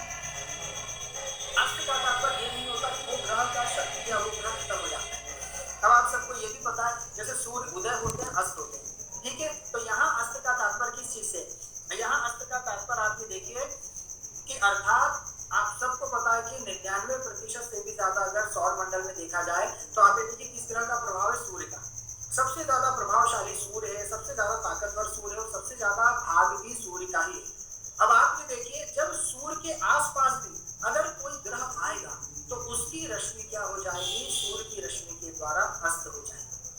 सीधी सी बात है, अगर आप हाइड्रोजन के सामने अगर आप ये देखिए, अगर आप हाइड्रोजन के सामने अपना टॉर्च चालू करेंगे तो आपको लगता है कि हाइड्रोजन के सामने आपका टॉर्च दिखेगा? नहीं, बिल्कुल नहीं, ठीक है। अर्थात उसका प्रकाश ऐसा नहीं कि आपके टॉर्च में किसी प्रकार का आप देखिए वो नहीं है कि प्रभाव इत्यादि नहीं है, लेकिन क्या होगा अर्थात उसका टॉर्च का प्रभाव लग जाएगा। जैसे मान के चलिए भाई आपके घर पीएम आ गए हैं, अब पीएम है और आपके घर सीएम भी खड़े, तो आप ये देखिए कि उन दोनों में से किसका प्रभाव ज्यादा होगा, पीएम का, प्रधानमंत्री जी का प्रभाव ज्यादा, ठीक है।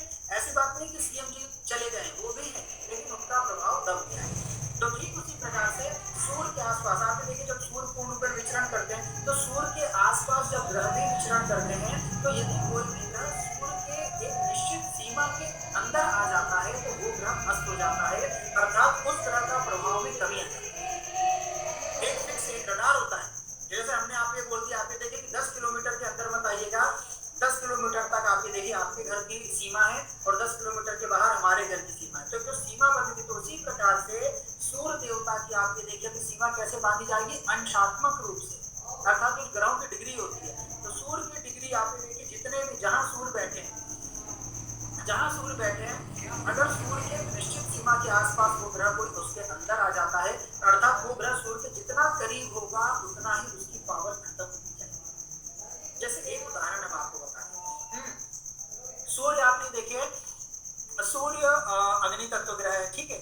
एकाध कुंडली में आप देखिए अगर सूर्य अग्नि तत्व ग्रह है और शुक्र क्या है, जल तत्व, शुक्र पूर्ण रूप में जल तत्व पानी, ठीक है। अब आप ये देखिए आप लोगों में से कोई ऐसा जातक है कि जिसकी जन्म कुंडली में सूर्य और शुक्र एकदम पास बैठे हो या 1 या 2 या 3 डिग्री का डिफरेंस हो? मेरे पास मेरी कुंडली। अब आपकी कुंडली बताइए, आपकी कुंडली में सूर्य और शुक्र एक ही घर में है, सप्तम और अष्टम में सूर्य, सप्तम में शुक्र। आप नहीं समझे सुनिए। गुरुजी मेरे एक ही घर में डिग्री वाइज पूछ रहे हैं। हमने वही पूछा कि एक घर में होंगे तब ना पास पास होंगे, जब घर ही अलग अलग हो गया तो फिर पास पास कैसे होंगे? आप लोग ये देखिएगा, आप लोग देख लीजिएगा, हमें मत बताइए, कोई दिक्कत नहीं है, ठीक है। तो आप ये देखिए हमारी कुंडली में साथ में बैठे हुए हैं। अब साथ में बैठे हुए हैं, आप दोनों की डिग्री बताइए। आप सूर्य की भी डिग्री बताइए, रवि जी और शुक्र की भी डिग्री बताइए, एक साथ बैठे तो 14 का था गुरु जी दोनों। हाँ ये देखिए, हम ये पूछना चाहते थे आपसे कि सूर्य और शुक्र, आप ये देखिए, आप समझ जाइए कि सूर्य और शुक्र मतलब जिस समय जातक का या किसी भी जातक का अगर ऐसी कुंडली में जन्म है, तो आप ये देखिए जब जन्म हुआ था उस समय सूर्य भी उसी डिग्री पर थे और उसी राशि पर, और वहाँ शुक्र भी थे। अब आपको लगता है कि शुक्र का प्रभाव कुछ बचा होगा? नहीं गुरु जी, कुछ भी नहीं है। ये चीज है, ठीक है। तो कहने का तात्पर्य यही है कि ऐसी स्थिति में शुक्र पूरे महादेव हो जाते। क्यों? क्योंकि सूर्य ने शुक्र को पूर्ण रूप में जला दिया। सही है कि नहीं? तो यही स्थिति रहती है। आप ये देखिए, इसीलिए क्या होता है कि हमें अस्त इत्यादि देखना है कि अगर कोई ग्रह, बुध, ठीक है, बुध को आदत है हमेशा अस्त रहने की, क्योंकि सूर्य के पास सबसे ज्यादा हमेशा बुध रहता है, ठीक है। हम लोगों ने सौर मंडल में भी तो देखा था, आपको याद होगा। ये देखिए सौर मंडल है, ठीक है। अब आप गुरु जी बुध भी 14 का है गुरु जी हमारा।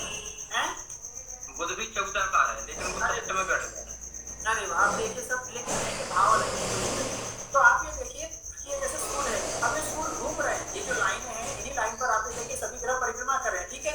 तो आप ये देखिए सूर्य है, सूर्य के पास आप ये देखिए कौन है? ये बुध है, मरकरी जो लिखा हुआ है ये बुध है, और मरकरी के पास ये वीनस शुक्र है। अब आप ये देखिए जब घूमते घूमते शुक्र यदि सूर्य के पास आ जाएगा तो आपको लगता है कि शुक्र दिखेगा?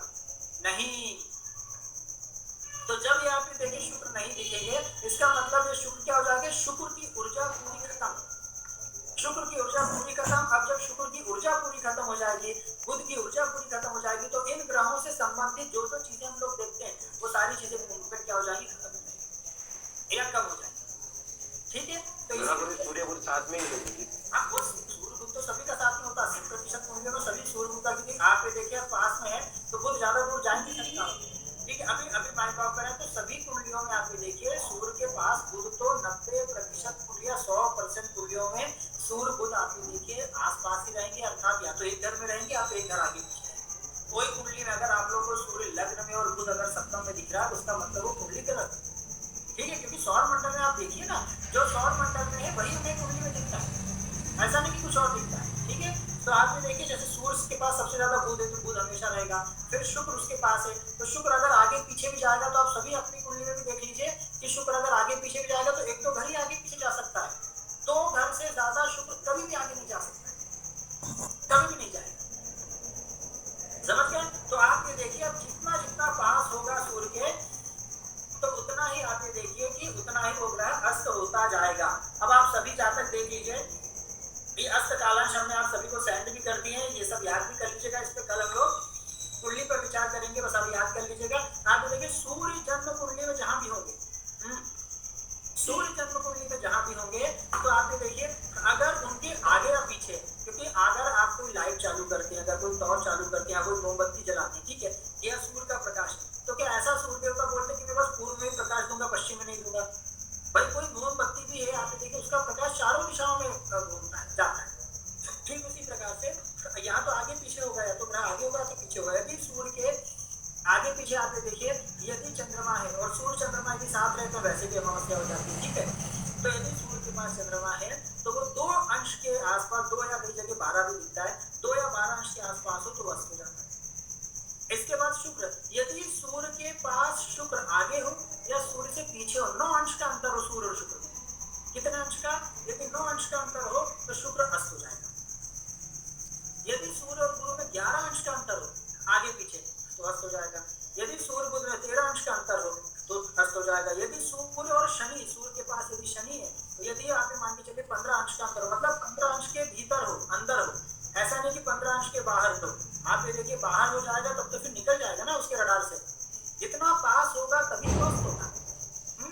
तो सूर्य शनि यदि 15 अंश के अंदर हो तो अस्त हो जाएगा। मंगल और सूर्य यदि 17 अंश के अंदर हो तो आप ये देखिए क्या हो जाएगा, सूर्य से अस्त हो जाएगा। अब हम लोग चलिए देखते हैं, यहाँ पे देखिए सूर्य का है, सूर्य आप देखिए यहाँ एकादश भाव में, सूर्य यहाँ पे देखिए यहाँ एकादश भाव में, ठीक है। अब आप ये देखिए एकादश भाव में क्या सबसे पहले उसी घर में देखिए क्या सूर्य के पास कोई ग्रह बैठा ना। अब जब सूर्य के पास ही आप ये देखिए कोई ग्रह नहीं है, तो कैसे सब चीजें पूर्ण रूप में हो सकता है। आप सबको पता है ग्रह से। अब सूर्य के पीछे देख लीजिए शुक्र बुध है।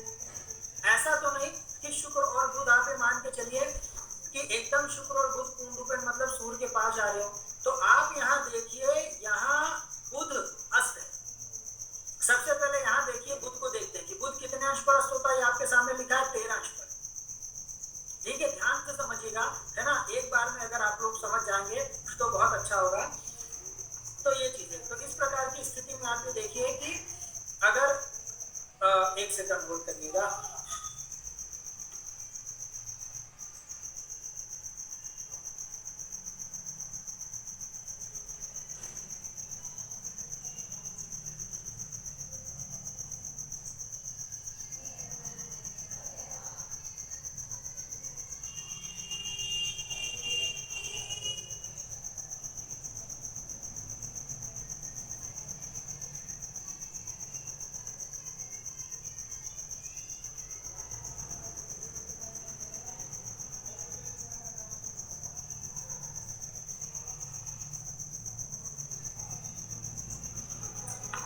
इस प्रकार अब आप ये देखिएगा कि मात्र बुध को देखिएगा तो आपको सारी चीजें क्लियर हो जाएंगी कि बुध आप ये देखिए 13 अंश पर अस्त होता है। जरूरी नहीं कि उसी घर में बैठे। अब आप ये देखिए सूर्य 5 डिग्री का है, ठीक है। मतलब सूर्य देवता आप ये देखिए कि इस एकादश भाव में आए हैं, वृश्चिक राशि में आए हैं, तो उनको 5 दिन हुए, आप ऐसा समझिए, या 5 अंश के हुए, ठीक है। मतलब 5 दिन पहले यहाँ आए हैं। अब बुध को देखिए, बुध कितने डिग्री का है? बुध 29 डिग्री का है। मतलब बुध यहाँ पीछे है। अब आप ये देखिए बुध 29 डिग्री का है, 30 डिग्री होते हैं। रूपेण इस भाव का भोग कर चुके हैं, अर्थात 1 डिग्री बाद वो कहाँ चले जाएंगे? एकादश भाव में। 1 डिग्री बाद आप ये देखिए कहाँ चले जाएंगे? तो बुध आप ये देखिए 29 के बाद 30 डिग्री के होंगे तो यहाँ पहुंच जाएंगे एकदम बाउंड्री पे। फिर 1 डिग्री के होंगे तो एकदम एकादश भाव में चले जाएंगे। फिर 2, 3, 4, 5 डिग्री के सूर्य। तब आप लोग बताइए कि बुध और सूर्य में कितने अंशों का अंतर है? आपको समझ आ रहा है कि नहीं भाई? पूर्ण रूपेण आप ये देखिए बुध, आप सबको पता है कि ग्रह ऐसे चलते हैं पूर्ण रूपेण, पहले दूसरा तीसरा चौथा पांचवा 6 7 8 9 10 11 12 ऐसे चलते हैं, ठीक है। तो आप ये देखिए कि बुध यहाँ इस भाव में तो पूरा अपना कार्यकाल बुध अपना समाप्त कर चुके हैं, क्योंकि आपके सामने बुध 29 डिग्री के हैं, 29 डिग्री 41 कला 17 निकला, ठीक है। तो आप ये देखिए बुध यहाँ पूर्ण रूपेण अपना कार्यकाल समाप्त करके एकादश भाव में जा रहे हैं सूर्य के पास। तो सूर्य के पास अगर दूरी देखी जाए तो सूर्य और सूर्य यहाँ 5 डिग्री के मतलब 5 डिग्री चले, तो कितना अंतर हुआ? 6 अंश का अंतर हुआ। तो सूर्य में बुध का 6 अंश का अंतर हुआ। और बुध कितने अंश पर अस्त होते हैं? 13 अंश पर। मतलब यदि 13 अंश पास रहेंगे सूर्य के बुध तो अस्त हो जाएंगे। तो यहाँ आप लोग बताइए बुध अस्त होंगे या नहीं? बिल्कुल अस्त हो जाएंगे, क्योंकि आप ये देखिए कि 5 अंश के अंदर है। जब तक 13 अंश का अंतर होगा आप ये देखिए तब तक बुध अस्त होंगे। तो यहाँ अब बुध अस्त हो जाएंगे। अब शुक्र को भी देख लेते हैं, क्या शुक्र अस्त होंगे? तो आप ये देखिए शुक्र कितने डिग्री के हैं? 3 डिग्री के, ठीक है। और शुक्र कितने अंश पर अस्त होते हैं? 9 अंश पर, ठीक है। ऐसा याद करना आपको। अब आप ये देखिए शुक्र यदि इस 10वें घर में 3 अंश के हैं तो आपको ये बताइए कि शुक्र अभी इस घर में कितने डिग्री और रहना है? कितने डिग्री तक और रहना है? 27 डिग्री 27 डिग्री। तो मतलब कहीं से कोई हिसाब किताब ही नहीं, क्योंकि वो तो 9 अंश पे अस्त करते हैं। शुक्र भी 27 डिग्री तक तो यहीं रहेंगे और 27 के बाद फिर 5 डिग्री इधर जाएंगे। तो 27 5 32 मतलब 32 अंशों की दूरी है सूर्य शक्ति में। कितने अंशों की दूरी तक अस्त होते हैं? 9 अंश की दूरी तक अस्त हो जाते हैं। ये भी शुक्र के अस्त नहीं होंगे। चलिए सूर्य के आगे शनि है। अब आप ये देखिए सूर्य शनि में कितने अंश का अंतर है? 15 अंश पे अस्त होते हैं। तो सूर्य 5 डिग्री के, तो सूर्य आप ये बताइए सूर्य अभी इस भाव में 5 डिग्री के हैं तो सूर्य को कितना रहना है इस घर में? 25 डिग्री। इसका मतलब वो भी अस्त नहीं होंगे। तो आप लोग समझ गए। ये तो सूर्य के पास अधिकतर देखिए कोई कुंडली ऐसी। अब ये इस कुंडली में देख लेते हैं। चलिए इस कुंडली में आनंद आएगा, ठीक है। अब आप लोग बताइएगा क्या कैसी स्थिति है, सब याद कर लीजिए। और याद करना बहुत आसान है, पहले हम आपको याद करा देते हैं। देखिए 2 अंश का अंतर है, ठीक है। सूर्य चंद्रमा तो ठीक है अस्थि होते और उसमें तो छोड़ दीजिए, ठीक है। अब आप देखिए शुक्र 9 अंश पे अस्त होगा, फिर 9 के बाद 11 विषम संख्या 11 अंश पे गुरु अस्त होगा, फिर 11 के बाद 13 पे बुध अस्त होगा, फिर विषम संख्या शनि में 15 और मंगल में 17। आप ये देखिए पूरी विषम संख्या 9, 11, 13, 15, 17 एक ही का 9 के बाद 10 छोड़े 11, 11 के बाद 12 छोड़े 13, 13 के बाद 14 छोड़े 15, 15 के बाद 16 छोड़े 17। तो शुक्र है, इस तरह याद कर लीजिए कि 9 अंश पे शुक्र अस्त होते हैं, 11 अंश पे गुरु, 13 अंश पे बुध, 15 पे शनि, 17 पे मंगल। ठीक है, अब आप ये देखिए यहाँ सूर्य के साथ पहले हम लोग कैसे अस्त होता है ये देख लेते हैं, फिर उनका रिजल्ट फल क्या होगा वो भी देख लीजिए। सूर्य के साथ आप ये देखिए यहाँ बुध और गुरु बैठे हैं। अब हमें ये देखना है कि और शुक्र भी पीछे, आगे कोई ग्रह नहीं है। अब हमें ये देखना है कि बुध गुरु शुक्र में से क्या कोई ग्रह सूर्य के द्वारा अस्त है या नहीं है। तो सबसे पहले आप लोग पता है सूर्य 28 डिग्री के हो गए, मतलब सूर्य 2 डिग्री बाद अगले भाव में जाने वाले। सूर्य 2 अंश बाद आप ये देखिए अगले भाव में जाने वाले। ठीक है, अब आप ये देखिए सूर्य 2 अंश बाद अगले भाव में जाने वाले हैं। तो अब सूर्य के बाद आप ये देखिए बुध कितने अंश के, बुध 5 अंश के इसी घर में। तो आप लोग बुध में और सूर्य में दूरी बताइए, कितनी दूरी है बुध और सूर्य में? 26 डिग्री, सॉरी 23। 23। ठीक है, 23 डिग्री का अंतर है। तो और बुध कितने अंश पर अस्त होते हैं? 15 नहीं, 13 पे। 13 ठीक है, तो 25 अंश की दूरी है। तो क्या बुध अस्त होंगे? नहीं। चलिए बुध अस्त नहीं है, क्लियर हो गया। ठीक है, गुरु पर चलते हैं। तब आप देखिए गुरु कितने डिग्री के हैं? 16। ठीक है, और सूर्य 28 के। अब सूर्य और गुरु के बीच कितने अंशों की दूरी है बताइए? 12 अंश। 12 अंश की। अब आप ये बताइए गुरु कितने अंश पे दूरी अस्त होते हैं? 11 पे। 11 अंश पे अस्त होते हैं। एक ने तुला बोला, एक ने 9 बोला, दोनों ने गलत बोला। तो आप ये देखिए कि 11 अंश पे अस्त होते हैं सूर्य से गुरु, और यहाँ जो अंतर है सूर्य 28 डिग्री के हैं, गुरु 16 डिग्री के हैं। 12 अंशों का अंतर है, मतलब गुरु बच गए। गुरु यदि मान के चलिए 1 अंश आगे पीछे और आगे होते तो गुरु अस्त हो जाते। तो गुरु भी यहाँ अस्त नहीं है, बुध भी यहाँ अस्त नहीं है। शुक्र को भी देख लेते हैं। शुक्र तो ऐसा होता नहीं है आगे पीछे में, बट कभी कभी देख लेना चाहिए। शुक्र 23 डिग्री के हैं तो 7 डिग्री है, लेकिन सूर्य 28 के, तो शुक्र भी अस्त नहीं है। अब यहाँ सूर्य के साथ बुध गुरु बैठे हैं, लेकिन यहाँ कोई भी अस्त नहीं है। क्लियर हुआ? तो आप सबको आपने देखिए ऐसे ही। अब आप लोग आज कुंडलियों पर, आज आप ग्रुप में आप लोग सभी जाकर प्रैक्टिस करिएगा। हम ग्रुप अभी ओपन कर देंगे। ग्रुप हमने इससे वो किया था ताकि आप लोग मैसेज करते रहें, जैसा में लिंक ऊपर चली जाए। तो इस वजह से आप ये देखिए अभी क्रम से सब चला, अभी ग्राफ बाकी है सोमेश जी, बस हमें थोड़ा सा अभी सब और भी बहुत सारी चीजें बची ग्रहों की, इसलिए तो हमने बोला पहले ग्रहों का सब कंप्लीट हो जाए, फिर हम लोग महादशा पे चलेंगे। एक एक चीजें सब होंगी।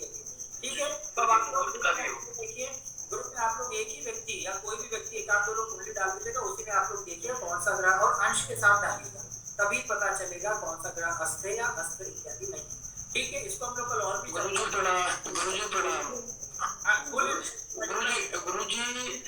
सब लोग इतनी कुंडली डाल देते हैं, इतनी कुंडली डाल देते हैं, मतलब अलग अलग सब लोग। तो बस एक ही रिक्वेस्ट है कि एक समय में एक ही कुंडली डालें और उस पर सभी लोग चर्चा करें। वही आपके देखें कि आप लोग ना फलादेश के लिए सब आप लोग लालची हैं, सब आप लोग को फलादेश करवाना है कि भाई फलादेश करिए जो भी। अरे आप उस योग्य खुद क्यों नहीं बनते कि आप लोग फलादेश कर पाए? आप लोग बस इस कुंडली पे विचार करिए, इस कुंडली पे विचार करिए, इस कुंडली पे विचार करिए, विचार करके यजमान को बताइए सब। इसीलिए गुरुजी अभी तक मैं किसी पे कुछ बोला ही नहीं। ये लोग इतनी कुंडली डाल देते हैं कि प्रॉब्लम आने लगती है। एक दिन में आप ये देखिए, एक दिन में एक ही कुंडली डालिए आप लोग। ठीक है गुरुजी, आप डाल दिया करिए एक कुंडली सर, चलिए ठीक है, आदेश करेंगे। चलिए ठीक है, हम डेली एक कुंडली डाल देंगे। आप लोग उसी पर करिए, एक सेकंड रुकिए, उसी पर फलादेश करिए, उसी की आप चर्चा करिए कर लीजिए। ठीक है, इसी में हम एक कुंडली डालकर उसको पिन भी कर देंगे, ताकि अगर कोई नीचे भी हो जाता है पिन करके देख लीजिए। कोई भी कुंडली नहीं डालेगा, सिर्फ उस कुंडली पर आप लोग चर्चा करें। जी गुरुजी, सबसे अच्छा है। जी गुरुजी प्रणाम। गुरुजी बोले देवराज जी, बोले गुरुजी एक भाई है वो मतलब ऐड होना चाहते हैं ग्रुप में, तो क्या उनसे मैं बता सकता हूँ? कोई प्रश्न है? अब तो अभी देखिए 2 महीने हो गए, अब तो कोई मतलब नहीं है। उनको आप बोलिए 2-2.5 महीने और हो गया अभी, उसके पश्चात जैसे ही फिर से नई क्लास शुरू की तब ऐड हो लीजिएगा, क्योंकि अब तो कोई तात्पर्य नहीं। अब तो 2 महीने हो चुके, अब तो बहुत ज्यादा उनका छूट गया, आप खुद देख रहे हैं, तो अब कोई तात्पर्य नहीं। ठीक है गुरुजी इसके बाद एडवांस क्लास तो होगा ना? इसी में एडवांस, इसके बाद स्पेशल क्लासेस होगी। यही एडवांस, इसमें इसी में पूरा एडवांस अभी बताया जाएगा। अभी कोर्स काफी अब थोड़ा सा नवंबर में हम लोग स्पीड पकड़ेंगे तो आगे इसी में सारी चीजें पूर्ण रूप में, ठीक है। बोले पंकज जी बोले। गुरु जी एक निवेदन ये था कि जो भी ग्रुप में मैसेज करे हिंदी से करे या संस्कृत करे, इंग्लिश की कोई न करे, क्योंकि समझने में दिक्कत होती है। नहीं तो अब देखिए हम यहाँ ये इस प्रकार का वो हम नहीं बोलेंगे कि आज के समय में आप भी देखिए थोड़ा सा इंग्लिश भी जरूरी है, क्योंकि आप सबको पता है, आप भी देखिए जो देश का परिस्थिति जो हम सूत्र बोलते हैं तो उस सूत्र में आप भी देखिए यही आता है कि भाई 80-90% तो आजकल ऐसे कई शब्द और ऐसी चीजें आ गई कि वो शब्द हम लोग भी इंग्लिश में बोलते हैं। कई लोग की तो आप भी देखिए हिंदी की अभी तक नहीं पता होता कि हिंदी क्या है। सर जैसे इंटरनेट की हिंदी क्या है, इंटरनेट की हिंदी में क्या बोलते हैं? अंतर्जाल। अब कितने लोगों को पता होगा? जैसे कई शब्द ही हैं जिसकी हिंदी हमें सिचुएशन को हिंदी में क्या बोलते हैं? सिचुएशन स्थिति। परिस्थिति। तो ऐसे कई सारे शब्द हैं तो इसलिए तालमेल बैठाकर आप लोग को थोड़ा सा इंग्लिश भी आए, हिंदी भी आए, सब कुछ आना चाहिए। तो ऐसे थोड़ा सा करके, हाँ ये ऐसा ना कि बोल रहा है वो चीजें देख ले। चलिए प्रश्न किसी का बताइए। जी गुरुजी बोलना चाह रहा था प्रभात पांडे गुरुजी पूछना चाह रहा था, जैसे कोई ग्रह अस्त है लगभग 9 डिग्री पे अस्त माना जाएगा, अगर वो 10 पे है तो उसका 1 डिग्री का अंतर रहा तो उसमें अंतर कितना आएगा फलादेश में? बहुत ज्यादा अंतर आ जाएगा।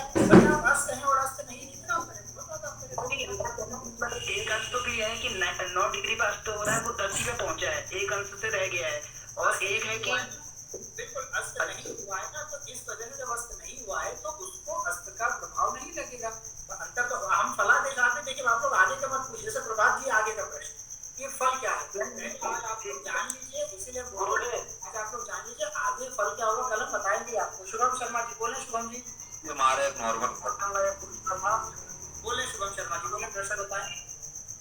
गुरुदेव यदि राहु और शनि गुरुदेव सप्तम भाव में हो तो हम कह सकते हैं कि उस जातक का या जातिका का किसी और जाति के अंदर विवाह हो सकता है? बिल्कुल बिल्कुल बोल सकते हैं। बस सप्तम भाव के स्वामी को भी आप ये देख लीजिएगा कि सप्तम भाव के स्वामी की भी क्या स्थिति है, क्योंकि राहु शनि भी दोनों सप्तम में, तो ऐसी स्थिति में आप ये देखिए मतलब परंपरागत और धार्मिक और सामाजिक विवाह इत्यादि होना तो बहुत मुश्किल है। ठीक है गुरुजी मेरा प्रश्न है, गुरुजी कैसे देखें कि बोले राहुल जी बोले। गुरुजी जी ये कैसे देखें कि जो वाइफ होगी वो हाउस वाइफ होगी या कोई काम करती होगी? ये भी आगे हम सब बताएंगे। जैसे आज हमने 5 से 6 पॉइंट बताया राहुल जी, तो आगे हम लोग ये भी सब चर्चा करेंगे कि वो हाउस वाइफ होगी, बिजनेस होगा, ये सब भी आगे सब हम लोग चर्चा करेंगे कोई भी चीज हो। लेकिन धीरे धीरे अब एक ही बार में देखिए 10-12 चीजें हो जाएंगी तो कोई भी ना समझ पाएगा और सब कंफ्यूज रहेंगे। आप समझ रहे हैं कि नहीं? गुरुजी मेरा प्रश्न। 5-6 पॉइंट में शादी संबंधित तो पहले इसको करें, आगे उस पर भी चर्चा करें। गुरुजी मेरा प्रश्न है। बोले प्रवेश जी, फिर साधना जी बोले। जी गुरुजी मैं जानना चाह रहा हूँ कि आपने जैसे बोला है कि सूर्य के इतने डिग्री समीप आने पे जो है वो ग्रह अस्त हो जाता है, तो उस ग्रह से संबंधित जो भी फल विचार किए जाते हैं वो सारे भी समाप्त हो जाएंगे, और जिस भाव का वो स्वामी रहेगा उसका भी फल ऐसे समाप्त हो जाएगा गुरुजी? बिल्कुल, ये फल के बारे में जैसे हमने प्रवेश कहा कि कल हम लोग फल के बारे में चर्चा करेंगे, लेकिन हाँ पूर्ण रूप में समाप्त नहीं होंगे। जितना ज्यादा मतलब पास नजदीक रहेगा उतने उस प्रभाव में कमी आती जाएगी, उसके शुभ प्रभाव अर्थात कम हो जाएगा। अच्छा कम हो जाएगा। अगर पूर्ण रूप में एक ही डिग्री बढ़ गए तो खत्म हो जाएगा। जी चलिए आज के लिए तो साधना जी बोले। साधना जी का अंतिम प्रश्न, बाकी आप लोग कल प्रश्न करिएगा। बोले साधना जी। मेरा ये प्रश्न है कि गुरुजी जो भी ग्रह अस्त हो रहे हैं सूर्य के पास जाने पे 0 से और 9 डिग्री तक शुक्र अगर है तो 0 से 9 डिग्री तक रहेगा तब अस्त होगा। मतलब सूर्य और शुक्र के बीच की दूरी मतलब 9 अंश के भीतर हो। जैसे मान के जैसे हम लोग दूरी निकाल रहे हैं ना, जैसे मान के चलिए हम आपको ऐसे बताएं कि एक व्यक्ति आप मान के चलिए आपके पास 5 रुपए हैं, ठीक है, और हमारे पास 10 रुपए हैं, तो हमारे पास बताइए कितने रुपए ज्यादा हुए? 5 रुपए। 5 रुपए, ठीक है। तो ये जो 5 रुपए निकला तो दोनों में अंतर निकला ना, मतलब हम बोल सकते हैं कि हमारे पास आपसे 5 रुपए ज्यादा है। तो ठीक उसी प्रकार से आप ये देखिए भाई सूर्य कोई ना कोई डिग्री पर होंगे, है ना, कोई ना कोई अंश पर तो होंगे सूर्य कहीं पे, ठीक है, और वही शुक्र गुरु बाकी ग्रह में कोई ना कोई अंश पर होंगे। तो यदि कोई ग्रह सूर्य के पास है अर्थात उसी भाव में, ऐसा नहीं कि कोई 5 घर आगे तक नहीं, अगर कोई ग्रह उसी भाव में है, उसी भाव में है, और अगर कोई ग्रह पूर्ण रूप में उसी घर में सूर्य के पास बैठे हैं, तो उन दोनों के बीच की दूरी निकालेंगे। अगर वो दूरी 9 अंश के अंदर हुई, 5 अंश की दूरी हुई, जितना ग्रह करीब होगा उतना ही वो अस्त होगा, और जितना ग्रह दूर होगा, जैसे 9 अंश से ऊपर है, 9 अंश से आगे है, तो उतना ही अस्त नहीं होगा। ठीक है, हम लोग और 4 कुंडली पर प्रैक्टिस करेंगे तो आप सभी को आ जाएगा। ठीक है, चलिए आज का इतना ही, हम लोग कल फिर मिलते हैं, है ना, और कल फिर प्रणाम प्रणाम प्रणाम गुरु जी।